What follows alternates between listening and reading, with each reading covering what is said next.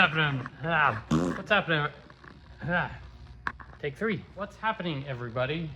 Justin All here. Still working on this Prerunner.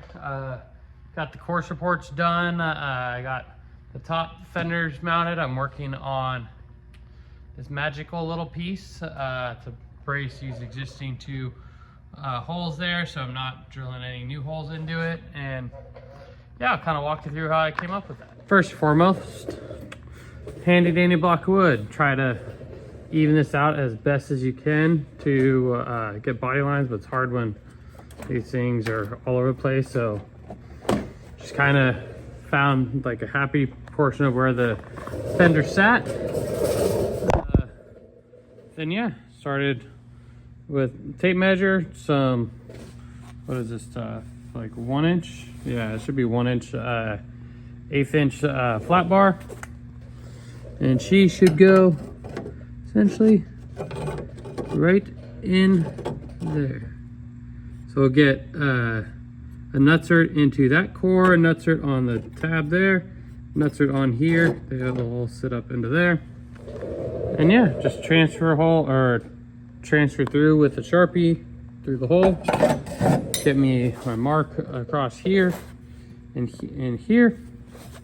Drill it out, and then like I said, it'll get a 1/4-20 nutsert here and here, and then this side will get a 5/16 hole and a 5/16 nutsert drilled right through there. So yeah, did that. Got this mount in and this mount right here. It's kind of hard to do this backwards, but essentially took the mounts that came with the course report and then kind of modified them because they were designed to go into these, but this whole fender has been butchered so many times I didn't want to have to cut new holes in it because I didn't think there's enough material in it. There's 2 existing holes already, so was trying to just utilize the existing holes. Like I said, just try not to add a bunch more holes into already butchered fiberglass fender. And yeah, lining up the body, close the hood, open, close a bunch of times, trying to get everything at least happy. And once I get this all bolted in, I'll close the hood, show you again what it looks like. I still have to, where's that?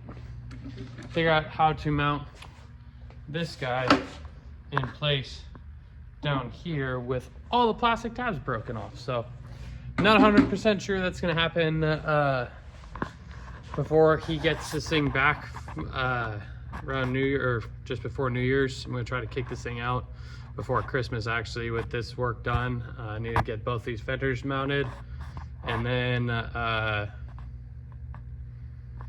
put the 35 spline Spider-Trax unit bearings on with the 5/8 bolts. I need to, well, that's also pending if I get the wheels back for powder coat, because I sold them some Dirty Life wheels right up there. Those aren't the wheels, but shameless plug, that just worked out really well. Did not plan that.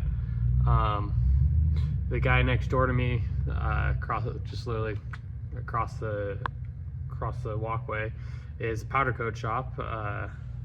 So he's got the wheels, got to powder coat those, and hopefully get those back, because Evan has a set of paddles for this thing he wants to put on. So if I don't get the wheels in time, I'm not gonna do the 5/8 unit bearings, because then he's gonna have to drill out these 1/2 inch studs, and that's just kind of ghetto. I don't want to do that. The 1/2 inch studs on the wheels that he has, so I think it's kind of ghetto. So like I said, I don't really want to do that. And that's could be something I catch when it comes back, so he may just have to unmount a set of wheels or a set of tires on this thing and put the paddles on a set of these. And yeah, didn't really do anything too special as far as this side here with all this wiring mess. There's really, I don't think he has the time or the money for me to spend a bunch of time dealing with this, but more or less left it how it was. And for now, and like I said, when it comes back, I'm doing the laundry list of other things. Where's that list right here? That whole list on that side. This is hard to do backwards. That whole list there, that's including the stuff that needs to be done when it comes back. So like I said, just trying to got this side done, got the S-Pod remounted. What I did was pretty basic.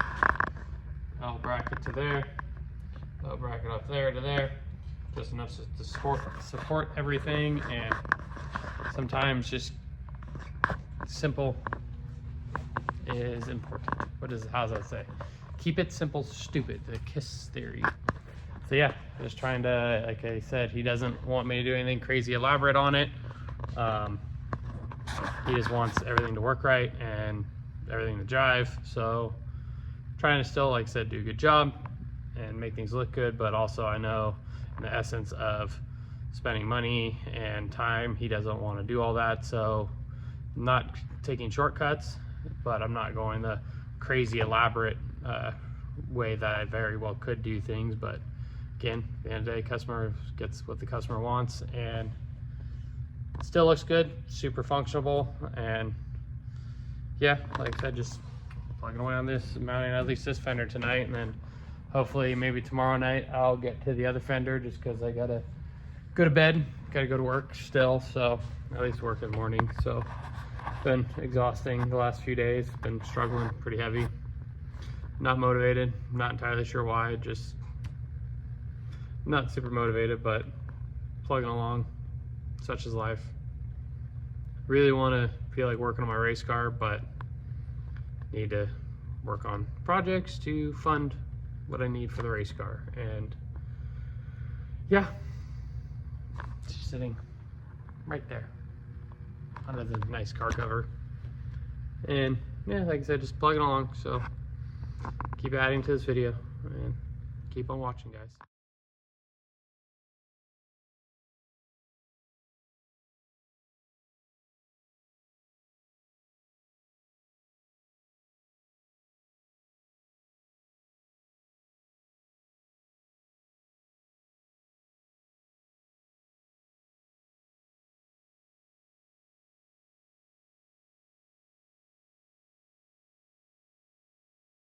So there, that bracket is in there. Got the hood closed. Need to bend the tops of these over a little bit to get the fender to rock back in just a touch. This was wearing funky on the when it was originally done, but the hood also was all over the place. The core support was bending all over. This fender was going up and down because the core support was broke. So, I mean, it's not horrible, but that body line kind of fills that gap almost perfectly all the way down. So I actually might leave it because I think that actually is not a bad look. I may, like I said, try to get this one to bend in just a touch to help move it over, but I mean, it doesn't look bad, especially with this headlight flopping around. There's really no good way to tell what's solid and what's not, but I just personally don't want it touching the hood like that. So like I said, I'll bend it over just a touch to get it to be even, because in here is just a little bit past the lip. This right here is just outside it, so I'll take this one, pop the fender off and give it a little tap and try to push this side in a little bit. And it should be pretty money. Now it all fits, just tucked right underneath it like it should be.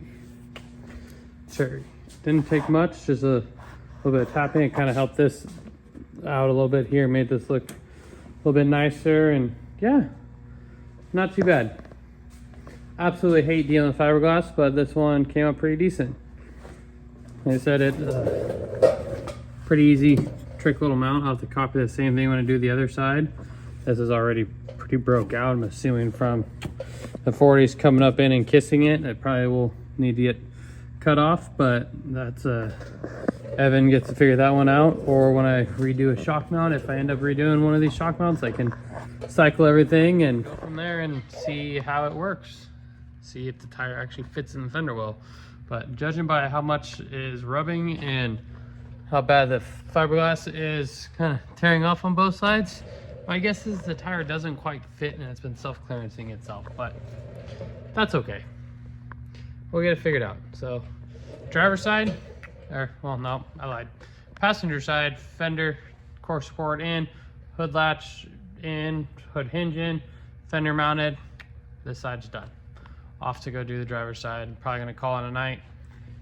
And then go home and, like I said, get some sleep because I gotta go to work, and yeah, that's fun. I don't know. Play the Powerball. We'll see. It'd be rad if walked away with just like a mil. I'll be happy with a mil, but probably not. Probably got nothing. So I think it's up to like 1.1 billion right now. And like I said, I just want a small portion. So if anyone out there is watching this, oh shit, I just dropped the phone. So if anyone out there is watching this and would like to like sponsor me, not even sponsor me, just like invest in my company and invest in me, like just trying to get this thing off the ground and running. And the end goal is to eventually give up the day job and just do this full time. But again, it comes with clientele, which I've been building up a customer base, which is kind of nice.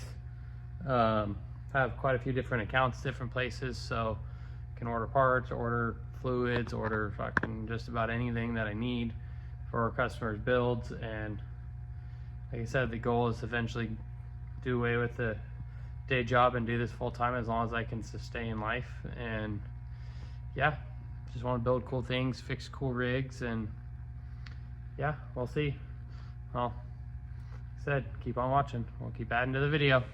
Should be day 4 if I didn't remember this right, but back at it, working on mounting the driver side fenders,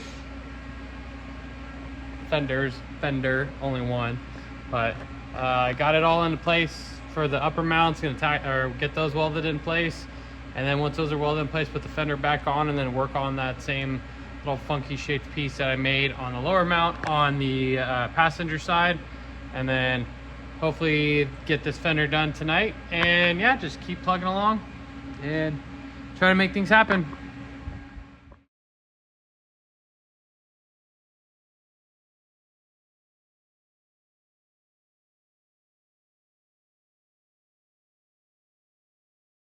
So seeing the time lapse was flopping the pedal quite a bit, and just because it's thin material, trying to get in and get out, get in and get out, get in and get out, to try to not burn holes through everything. Like I said, it's just thin mounts, thin core support, so that's why there's so much flashing going on. Like I said, I was just working the pedal pretty aggressive, just trying to keep the heat effective zone small and be able to get in with the heat and filler on and get back out to, like I said, not superheat things. So that's what you see in that video over there. What I like to do when I'm trying to do complicated bends is I take some TIG rod, I bend it in the shape that I feel I need to be able to get it to kind of snake right where I want it, and that way I can transfer this over to the piece of 1-inch flat stock that I need to be able to make this exact shape. And it actually works out pretty well. It gets it extremely close, and then you can just fine tune it from there.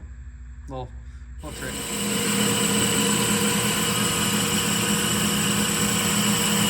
Day 5, I believe. Still working on the Prerunner. Just got the rear spider tracks unit bearings put on. I got the one brake hat machined out to fit over it and drilled out for the 5/8 studs. And I'll flip it around and show you what I did on the other one, just because I didn't take video of the first one. So first off, these are the old trail gear unit bearings here. You can see there's a roll pin in one there. Came out of that guy there. This is why these are not good for race cars or anything that has horsepower, because it breaks the roll pins or they fall out. The nut then backs off and then it becomes loose. And this one also, the axle shaft was twisted pretty aggressive. So what I did was take my old 4500 car 300M shafts and put in there, which all weirdly enough fit on the long side perfect. So that's in there. Again, had to drill these out, drill out the had to drill out the lug studs, because went from those ones being 5/8 to these are 1/2 inch 5/8. Wow, focus. So I had to open these up to I went to 11/16 just so it had a little bit of wiggle room in there. Open this guy up to fit around this portion of the hub, because this is bigger than the snout on the Super Duty style unit bearings, and then had to open up the backside here. Let's see, this portion back here, all that's nice machined off to fit around the outside diameter. This is one of my 40 spline spares for my race car, but it has to fit around this because that is bigger than the Super Duty unit bearings as well. So gonna get these swapped out or swapped back in on the driver's side, button that up, and then the unit bearing work is done. That's how you make Trailgear hats fit a Spider-Trax unit bearing. One thing I did not add, the standard unit bearing is about, what is it, close to almost 1 inch bigger, or requires a 1 inch longer axle shaft than the Spider-Trax. So you can, one, cut like 1 inch of splines off of the axle shafts, which I didn't have to because I put my my 4500 class 300M shafts in the back, and that fit. The driver's side I had to cut down, but the bare minimum spline engagement is like 1.1 inches, which is pretty typical of what most drive slugs are. So you already have existing shafts and you need to cut them down. Most of the time there's 2 inches of splines on there, so you can cut like 3/4 of an inch on one, like 1/4 inch on the other, or all 1 inch on the other side. It doesn't really matter, but you have to shorten up your axle shafts to make them fit with the Spider-Trax unit bearings, because like I said, it's about roughly 1 inch, like 3/4 of an inch to 1 inch difference between the two. So yeah, tech tip. I realized I never finished off the video of all the work I did. So I left off at getting the driver side unit bearing on, got that all dialed in. The following day I ended up having a wheel dismount party and wheel mounting party where I had to unmount 6 BFG projects off his KMCs, mount them on some new Dirty Lights that I traded him. I had it powder coated just right across at the shop right next door to me, and because he owns powder coating business, so it's pretty convenient. Just walk out that door and just literally go right across the way and hand stuff off for powder coating. So he powder coated a set of wheels for that truck, some Dirty Lights. Because with the rear Spider-Trax unit bearings, now it's 5/8 studs, so wheels got done, or wheels were needed because the other wheels were 1/2 inch studs. So you had to mix it like 5/8 on the front, 1/2 inch on the back with the trail gear stuff. So now it's all 5/8 on that truck. So yeah, I traded him a set of wheels that I had, and for the set of wheels that he had that were 1/2 inch studs, because he had 4 1/2 inch studs, 2 5/8 studs, which I didn't need the 5/8 studs. So he had BFG projects mount on all of them. Had to unmount all 6 tires, mount 4 BFG projects on the new race signs, mount 2 37 inch paddles onto the 5/8 stud KMCs, and then I had to mount 4 of my old 37s onto those KMCs for that thing that I've been working on, which follow along with Samurai episodes and you'll get caught up on that thing. I'm working on episode, I think, 3. So there's 1 and 2. You can go back and watch the other 2 videos. They're nothing really special, but yeah, so then got all that done. Turns out the paddles don't want to hold air because the beads are all chewed up on them and whatnot because he bought them used. So Evan's gonna put some tubes inside of him and run it that way, because he ended up picking that rig up on Monday. It is now Tuesday? I think Tuesday. Yeah, it's Tuesday. He picked it up yesterday, and because he's heading to Pismo with that truck, so it gives me a week to get a bunch of work done on that thing. So then it'll come back and I'll get to finish out the rest of it, and I'll just continue on with this series of Evan's Prerunner. So yep, keep follow along for when that thing comes back. So see you guys.